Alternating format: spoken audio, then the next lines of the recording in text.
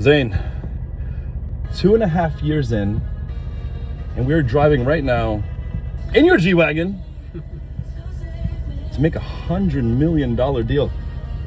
Did I tell you it was gonna happen? Listen, I want you to there's a lot of young lawyers out there, there's a lot of guys in law school, and every time I put you on, I get a lot of views. Just like I make a lot of money when I put you on cases. It's kind of the same thing. No, in all seriousness, we're really out here right now about to make a real $100 million deal where Zane is getting a piece of the action as a partner in both the law firm and in Jibrael Hindi Consulting. Zane, just tell the world how you got this far so quickly.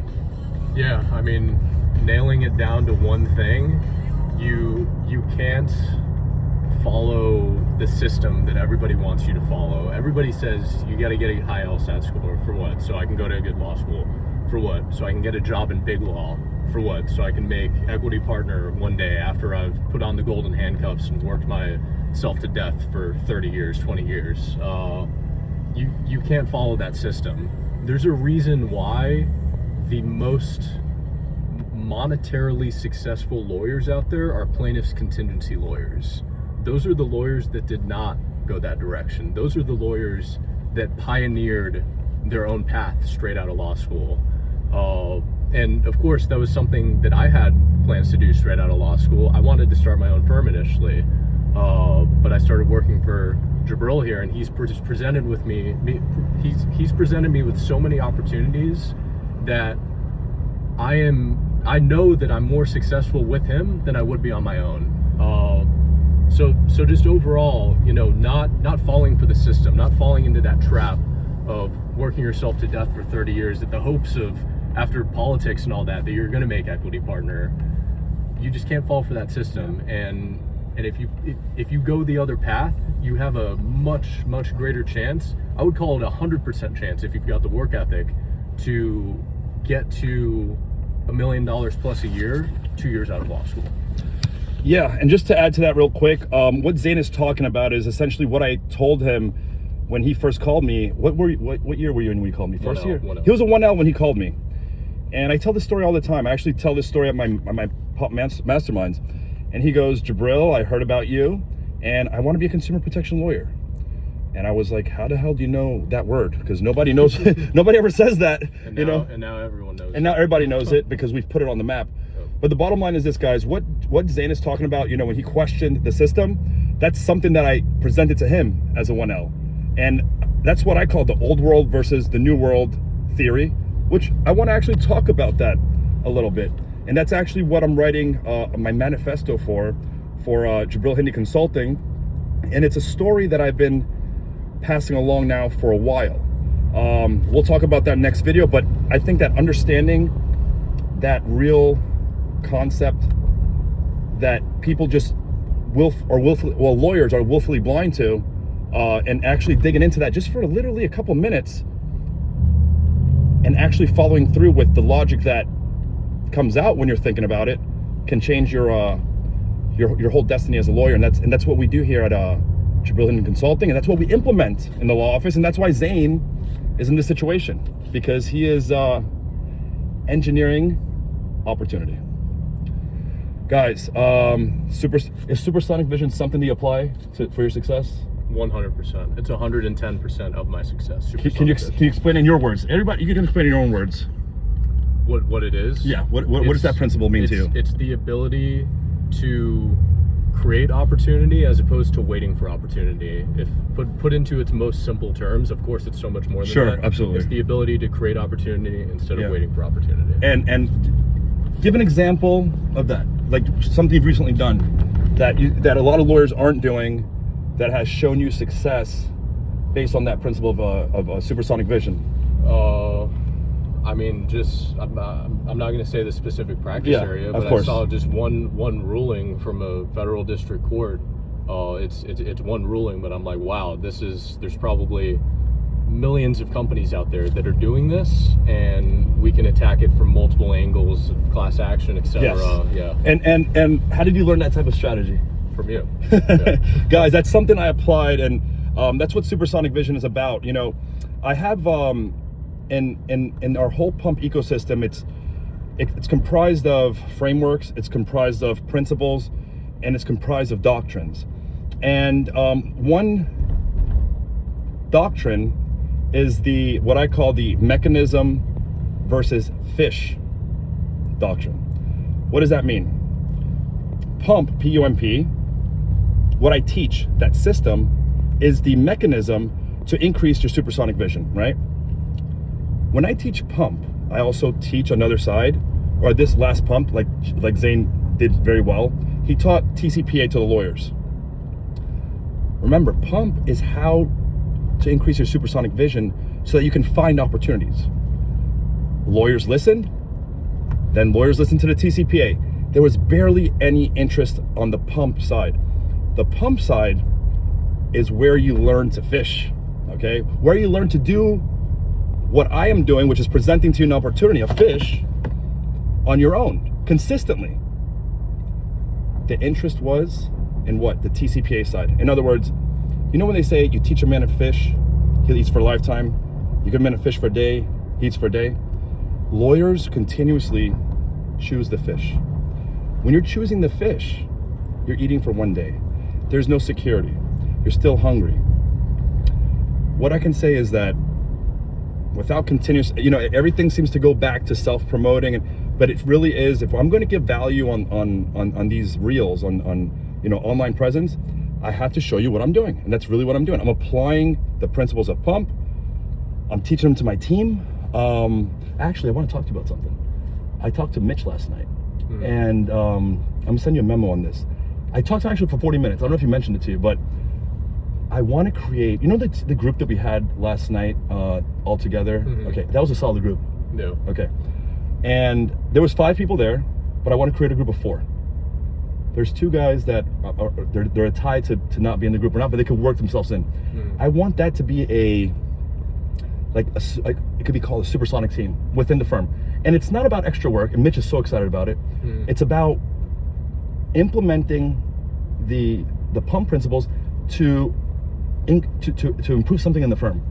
Perhaps a process, perhaps from intake to settlement system, a review of that. Does that make sense? Yeah. That's a good idea. So yeah, exactly. That's what we do, guys. We're just continuing to improve. Right now, we're literally driving to a meeting that, how long have we been working on this deal for? Like 4 weeks. Yeah, it's about 4 weeks. And it's an opportunity that we got from our last PUMP Mastermind, let's talk about that. Okay, so the last 4, prior to the one in March, we're in April 15th right now. On March 21st, we had our last PUMP Mastermind. And I will be telling you guys about a framework called the Character Equity Framework, just to reference. But in the Character Equity Framework, which I am building Zane in, he's at the character scaling level. Let's just remember that. Down the road, I'll bring this back. Anyway, and I have been putting Zane in more of a, he's past the development period. Of course, we're always learning. We're lifelong learners. But he's already at the point where he can self-develop. It's kind of like an AI machine where it has a library, and then it can now start to do its own thinking, and it's now producing its own results, and then it's like just making the library even stronger on its own. That's where Zane's at. So at that point, he's strong enough conceptually and creatively, and from a supersonic vision score standpoint. By the way, Zane's score is about an 88. I'm a 99 out of 100. When Zane started, if I had to estimate, because we didn't have the score, he was probably at 30. Okay, so Zane actually presented almost an hour and a half worth of TCPA. As a matter of fact, it was the whole TCPA portion. As a matter of fact, it was half of the PUMP Mastermind. And to say that he did great is an understatement. I mean, right now, the meeting that we're going to, the gentleman, the owner of this firm, specifically asked whether Zane would be part of this deal. And once we had a deal like pretty much across the line, I was not forced to make Zane a partner. He was part of the deal, and he positioned himself as that, and he's also helped me get this far. So Zane became a partner recently, and congratulations to that, man, on the consulting side. And you know, so how does it feel to be doing this kind of work already, like so quickly? It's pretty crazy. Like, I think every day about, you know, where would I be right now if I would have taken that path that everybody else takes? I probably would have been an associate at a law firm, not even copied on the negotiation emails that I'm handling myself every single day. Back there redlining documents and sending DocuSigns and pushing paper, because that's what you do your first 10 years. I wonder if you would have felt, because you're you know, you're like one of those guys that's like, put me in the game, right? Yeah. I wonder if you would have felt, if you were in that environment, if you would have felt that you were kind of being nerfed, if you were kind of being, you would have, you think so, or no? It's hard for me to say, because I never even wanted to go in that direction. Like, I was always focused on consumer protection, my own practice. So it's hard for me to even say like how I would feel, because I can't imagine myself in that situation. But you just asked me to think, like, where would I be without? I know, yeah, I did. I know. Yeah, it's like, what would you know if you didn't know, right? Yeah. But don't you wonder maybe there's something else even better, or you don't think that way? That's a loser's mentality. Yeah, I mean, that's like people who think that the grass is always greener. Yeah. That's not the way to think, especially when things are going as well. Exactly. Yeah. I mean, you have reason to think that way if things are going bad, Yeah. but if it's going good, you have to have gratitude. Yeah. What made you think about the term consumer protection law in law school? How did that come up? I heard the term from my dad, who actually nudged me in this direction while I was still in college. I hope to do that to my kids. Go ahead. Yeah, so learned it from my dad. Really didn't know a whole lot about it when I called you that day. And yeah, the rest is history. I didn't even really learn too much about it in law school. Like, I focused on like civil procedures, super important. That's what you told me to focus on. Writing skills. Yeah. Oh my God, that's like, was that on point? That's everything. Yeah. And then once I started practicing, then I get the nuts and bolts of consumer protection. Hey, law students out there, if you really think that you're a guy like Zane and you love money, you gotta love money. I hate to say that, but it's true, because you see in this industry, plaintiffs' work, we have to love money for our clients because that's what they want. That's the way we show our clients justice. We can't put companies in jail. How do we put them in jail, so to speak? Make them pay more money, right? And our clients have to be 100% strong advocates for our clients. I'm sorry, our attorneys have to be strong advocates, or the top tier strong advocates for our clients. And the only way we can do that is to love money, okay? So if you're out there, you're a smart girl or guy, and you want an opportunity where you'll be rewarded for your hard work, reach out to us. Law Office Jibrael Hindi. Find Zane, you know, send him an email. You'll find his email out there. And we're always looking for good people. We're growing. We have a possibility right now to grow. How many X right now after this deal, perhaps? Just, you know, probably. I'm not kidding. I could see 100x. Yeah. In the future. Yep. So, you know, and that's what we're working on. And even for me, it's you know, we have so much work on our plate. We have so much moving parts going on, and even as we're we're driving right now, we're staring at $100 million deal right in the face, but we have all these things we're worried about, right? It's like, you know, when I was growing up, I see these guys, these billionaires, and there's, you know, I'm like, holy shit, they're billionaires, and they're still worried about these things, and you know, you don't see them even talking about the money. I get it now, you know, I get it. But yeah, what do you think about how the team has been adapting to you? Because, you know, before you got into that meeting yesterday, we were talking about you actually. How do you feel about you evolving into literally being you're the chair in the office right now? Mm-hmm. I'm out of the office. I'm top level, vision oriented, more of long-term growth strategy. You're in the day-to-day running the damn show. You know, you are the boss in there. How has the transition been for you? How has the perception from your team's point of view been, in your opinion? I think this is obviously not something a lot of people do, running an entire law firm 2 years out of law school. I would not be where I was today without, you know, actually forcing myself to learn leadership qualities and managerial skills through books, through articles, through I mean, there's so many resources out there that are available.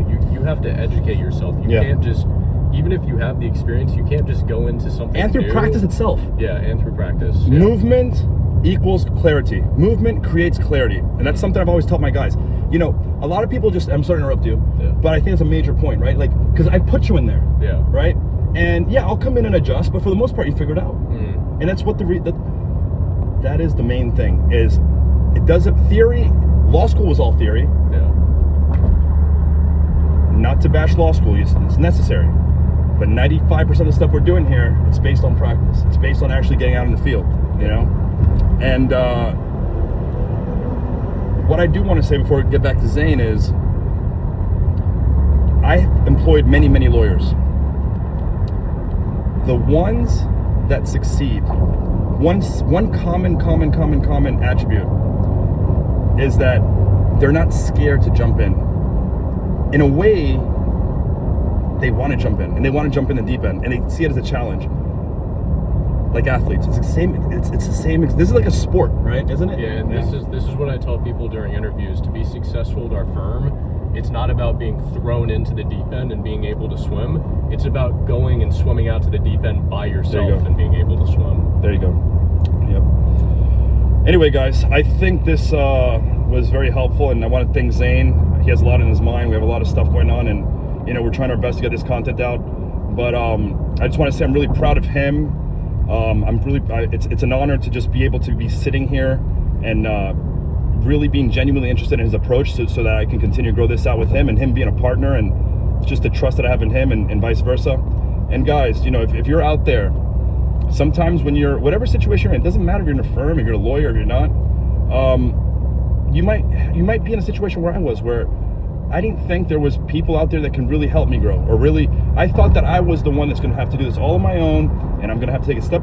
Keep looking. And even right now, we're facing the same problems. We want to grow, but we simply don't have all the right people. The people on our team right now, they're crucial to us. We love them. They're helping us grow, and they need people under them also, you know? So we're looking out for the future of our future. And that's another level that hopefully you get to. But the point is, we're always going to be in the same shoes here if you're looking to grow. And of course, like Zane said, like we said, have gratitude for what you have. As much as we keep talking about growing, we also have to, of course, be appreciative of where we are now. So, Zane, thank you for everything, man. Thank you. Take care, guys.